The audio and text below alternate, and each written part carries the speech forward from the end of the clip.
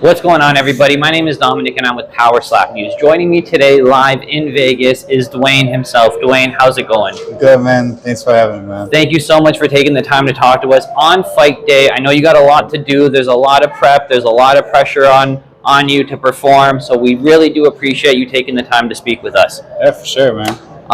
PowerSlap on the media, we saw Dana White talk about it in the press conference. The public opinion isn't super great. What are your thoughts on the way that the public seems to be very outraged at this new sport? I get mixed things. Like, I get a lot of fans messaging me on Instagram or anything like that, saying they love it. I love what I do. And then there's people that are like, "Why are you doing this? You're getting hit in the head. It makes no sense." It's like, all fighters get hit in the head. There's injuries everywhere. Like, you're looking too far into something that really isn't a problem. You know, so. I think they're just saying this right now because they haven't really watched the show. They haven't watched a live event. I think once they finally watch things, they realize we're okay. Like, we're professional fighters, you know. So I think that's something people discount is you guys aren't people they picked up on the street to just go do this. You guys are all very in shape athletes who have been participating in some sort of either extreme sport or combat sport leading up to this event. And I don't think you're getting the credit you deserve in that sense. No, absolutely. Everyone thinks slaps are like a random dude from a bar slapping. Like, no, I'm a professional Muay Thai fighter and professional MMA fighter. Most of the card are pro MMA, some AMIR MMA, but so even experience from all levels, you know. I'm used to getting hit. It's not something new, you know. I want to talk about the house a little bit. So the PowerSlap road to the title. The show is over now. We've had a lot of drama come out of the house. Some good, some bad. One thing that seems to be magic that I've been hearing about is the Howler Head whiskey. That was not product placement. That was real whiskey in all those bottles. And people are telling me you turn around, it's there. You turn around and there's 2 more bottles. Where was this coming from? How was it showing up? Was it just flowing? Production, man. Production love the keep bringing that out there, you know. It was sponsored by Hollyhead, you know, so definitely have it in the house at all times. But they be drinking it, and they're not gonna let the house be empty on something, you know. So if they empty up 5 bottles, they'll put 5 more, you know. So crazy. It's always there's unlimited supply, so people got a little rowdy, you know. So when we saw people going rowdy, and this is something that I wanted to talk to you about. We saw everyone kind of at the table going rowdy, and they showed you sitting off to the side, and it mentioned that you had this little heart-to-heart with the camera, and you led us into a little bit about you, and you mentioned that you were on the spectrum. I'm bringing that up because I'm somebody who was also LD on the short bus, sped kid my whole life, the whole way through. And when I saw the craziness off to the side and you just sipping your drink, mining, that resonated with me so hard. I was like, that's me 100%. I'm the guy ooh, I'll watch, but I'm going to be over here. What was it like for you in that environment? John told me it was a bit of a mental exercise to live in that house. What was it like for someone like you?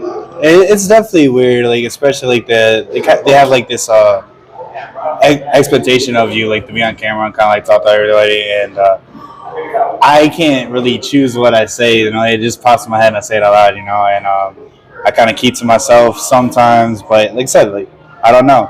And everybody will be super outgoing, and I'll kind of keep myself.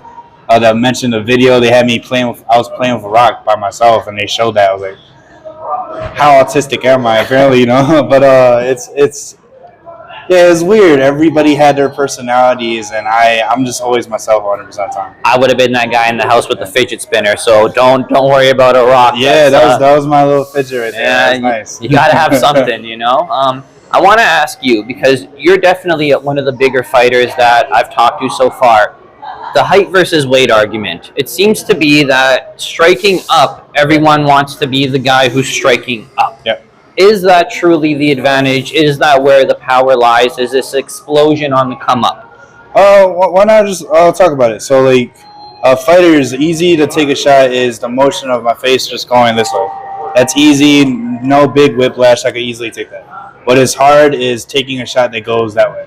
So now my head rattles around in different directions.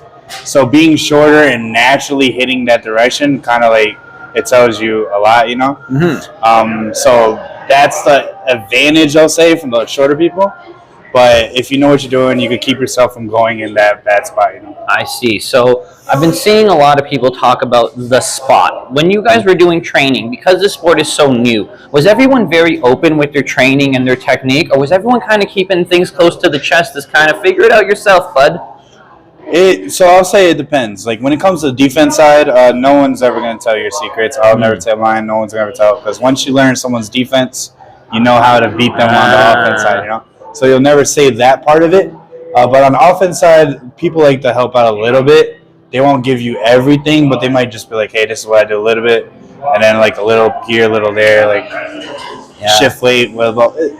We talk to each other and we understand each other, so it makes sense. Because there's definitely people like Jesus Gaspar who you can really see him clinching, right? Like he makes that, Dana White called it the sour lemon face, right? Hilarious, He's really squeezing up. You really see it. Then other people, they say, I clench up right before. I'm just trying to be all loose. I'm not going to ask you your technique. Yeah. I know you mentioned we're not saying it. I'm not even going to ask. Once you find out, you could probably beat me, so I don't want to ever let We won't even go there. Absolutely not, yeah. So let's switch gears. Give us your thoughts on how the event's going to go today.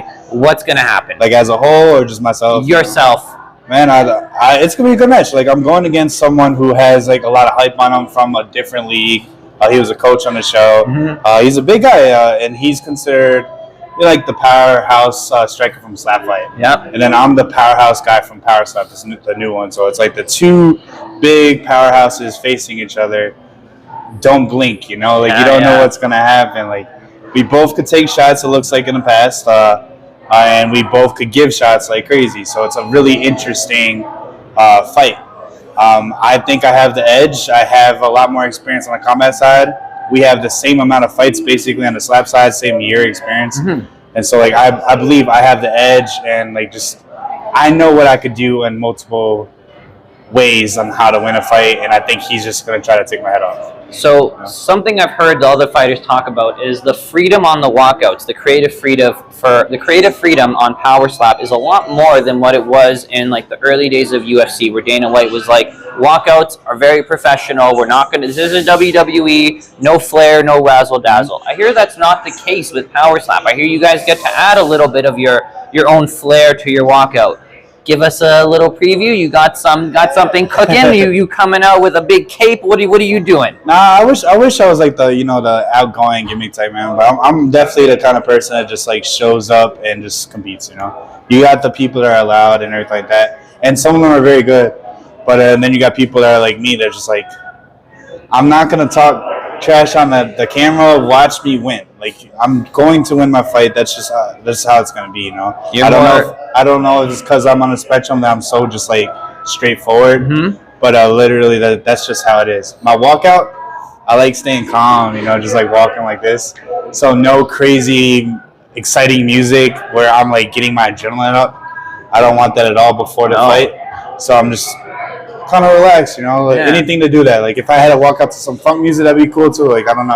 Just get more of a flow state kind of thing rather than like stay calm. I don't want to have my adrenaline dump before a fight. Okay. I want to start having it like in it, and just like when I'm done. So you're not out there, that ain't you. And I was the same in MMA. Like if a lot of people are like and they're like, I don't know why I was so tired in the first round. I do. But, so. Take it calm, do what I'm supposed to, win the fight, get my hand raised. I think that's an interesting little tidbit. I really do appreciate your time. I don't want to eat up too much of your time. I know it is fight day. There's a lot to prep. Before we go, I want to give you the floor. Let the people know what you got going on. Any sponsors, merch store, anything like that. Where can they find you on social media?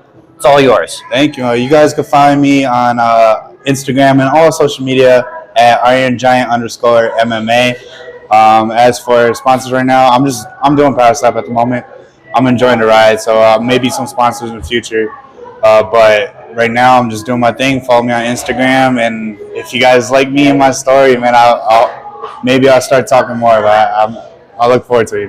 Well, I think you got a lot of fans online. I think I've been seeing a lot of people show a lot of love to you, so I just want to let you know that that's what we've seen.